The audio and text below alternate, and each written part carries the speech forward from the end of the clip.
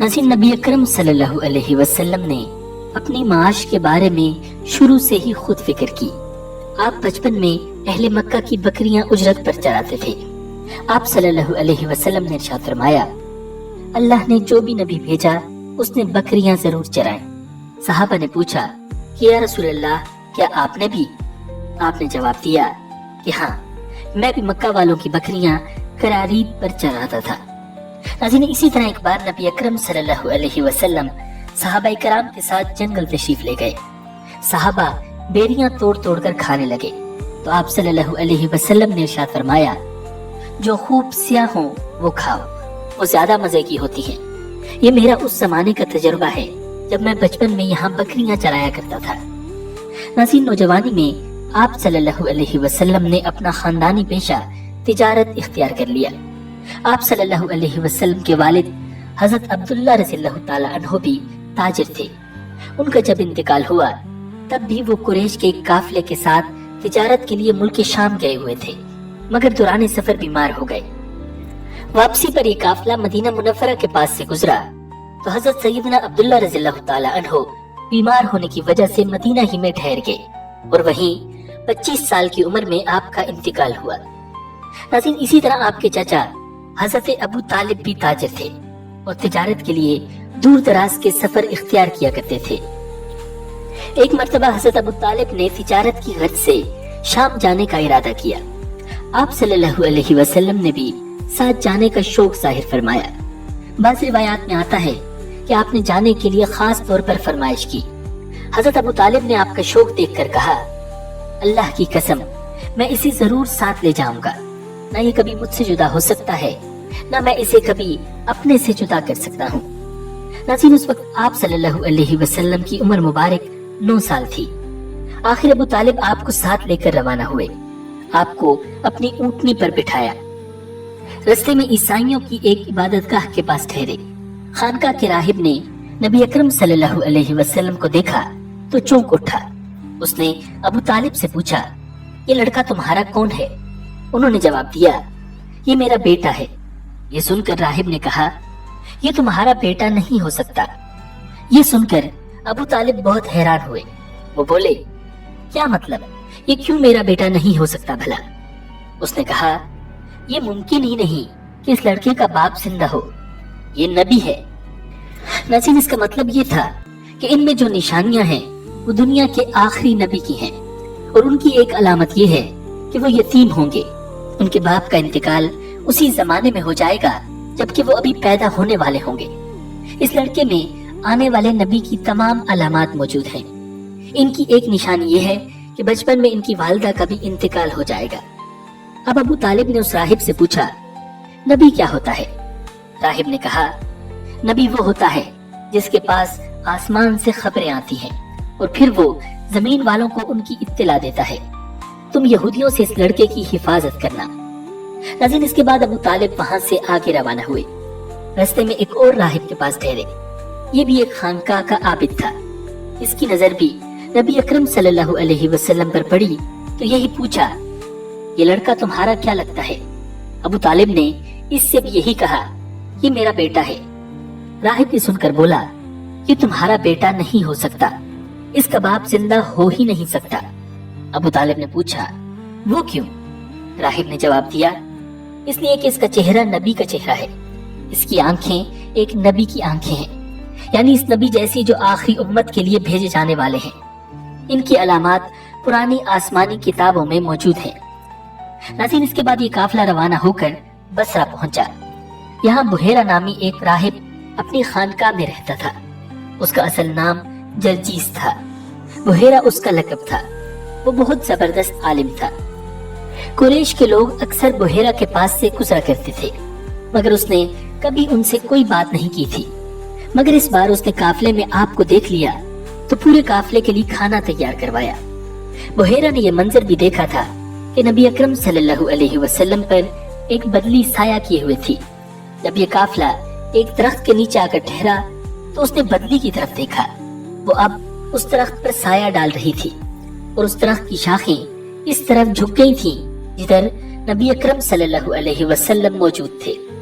उसने देखा बहुत सी शाखों ने आपके ऊपर झमखट्टा सा कर लिया था। बुहेरा ने ये मंजर साफ देखा था। आपकी ये निशानी देखकर उसने काफले वालों को पैगाम भिजवाया, ए कुरैशियो, मैंने आप लोगों के लिए खाना तैयार करवाया है। मेरी ख्वाहिश है कि आप तमाम लोग खाना खाने आएं, यानी बच्चे, बूढ़े और गुलाम सब आएं। बुहेरा का ये पैगाम सुनकर काफले में से एक ने कहा, ए बुहेरा, आज तो आप नया काम कर रहे हैं। हम तो अक्सर इस रास्ते से गुजरते हैं। आपने कभी दावत का इंतजाम नहीं किया, फिर आज क्या बात है? बुहेरा ने उन्हें सिर्फ इतना जवाब दिया, तुमने ठीक कहा, लेकिन बस आप लोग मेहमान हैं और मेहमान का इकराम करना बहुत अच्छी बात है।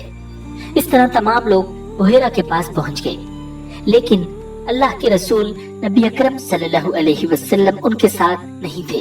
उन्हें पड़ाव ही में छोड़ दिया गया था। नाज़रीन, आपको काफले के साथ इसलिए नहीं ले जाया गया था कि आप कम उम्र थे। आप वहीं दरख्त के नीचे बैठ गए। उधर बुहेरा ने लोगों को देखा और उनमें से किसी में उसे वो सिर्फ नजर न आई जो आखिरी नबी के बारे में उसे मालूम थी। न उनमें से किसी पर वो बदली नजर आई, बल्कि उसने अजीब बात देखी कि वो बदली वहीं पड़ाव की जगह पर ही रह गई थी। इसका साफ मतलब ये था कि बदली वही है जहाँ अल्लाह के रसूल हैं। तब उसने कहा, ए कुरैश के लोगों, मेरी दावत से आप में से कोई भी पीछे नहीं रहना चाहिए। इस पर कुरैश ने कहा, ए बुहेरा, जिन लोगों को आपकी दावत में लाना जरूरी था उनमें से तो कोई नहीं रहा। हाँ, एक लड़का रह गया है जो सबसे कम उम्र है। बुहेरा बोला, तब फिर मेहरबानी फरमाकर उसे भी बुला ले। ये किस कदर बुरी बात है कि आप सब आएं और आप में से एक रह जाए, और मैंने उसे आप लोगों के साथ देखा था। तब एक शख्स गया और आप सल्लल्लाहु अलैहि वसल्लम को साथ लेकर बुहेरा की तरफ रवाना हुआ। उस वक्त वो बदली आपके साथ साथ चली और तमाम रास्ते उसने आप पर साया किए रखा। बुहेरा ने यह मंजर साफ देखा। वो अब आपको और ज्यादा गौर से देख रहा था और आपके जिस्म मुबारक में वो अलामात तलाश कर रहा था जो उनकी कुतुब में दर्ज थी। जब लोग खाना खा चुके और इधर उधर हो गए, तब बुहेरा आपके पास आया और बोला, मैं लात और उस्सा के नाम पर आपसे चंद बातें पूछना चाहता हूँ।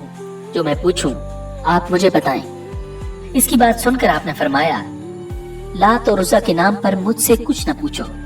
अल्लाह की कसम, मुझे सबसे ज्यादा नफरत इन्हीं से है। अब बुहेरा बोला, अच्छा तो फिर अल्लाह के नाम पर बताएं जो मैं पूछना चाहता हूँ।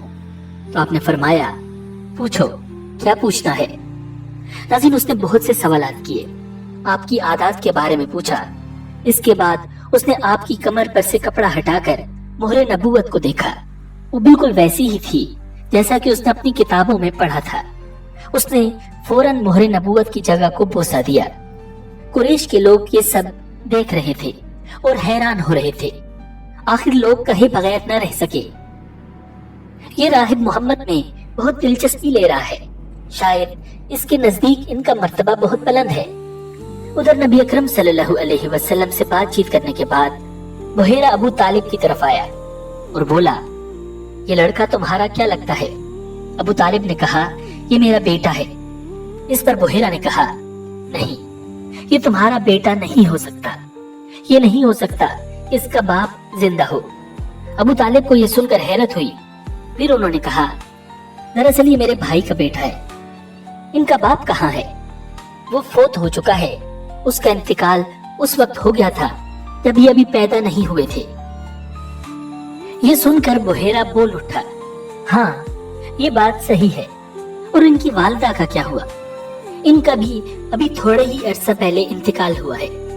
ये सुनते ही बुहेरा ने कहा, बिल्कुल ठीक कहा। अब तुम यूं करो कि अपने भतीजे को वापस वतन ले जाओ। यहूदियों से इनकी पूरी तरह हिफाजत करो।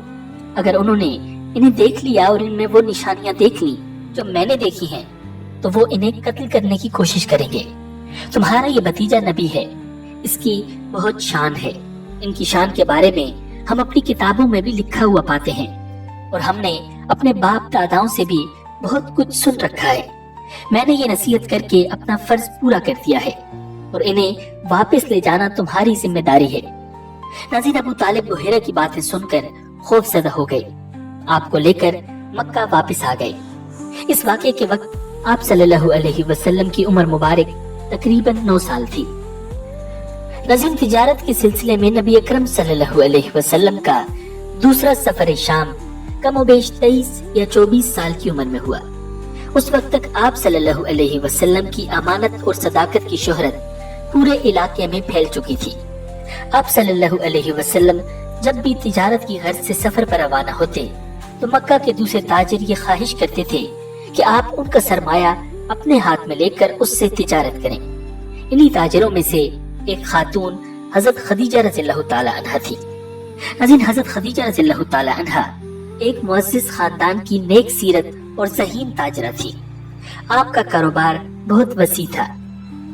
ناظرین، حضرت خدیجہ رضی اللہ تعالی عنہا نے جب آپ صلی اللہ علیہ وسلم کی تعریف سنی تو آپ کو پیغام بھجوایا کہ اگر آپ میرا مال لے کر سفر پر جائیں تو میں جو معاوضہ دوسروں کو دیتی ہوں اس سے دگنا معاوضہ آپ کو پیش کروں گی۔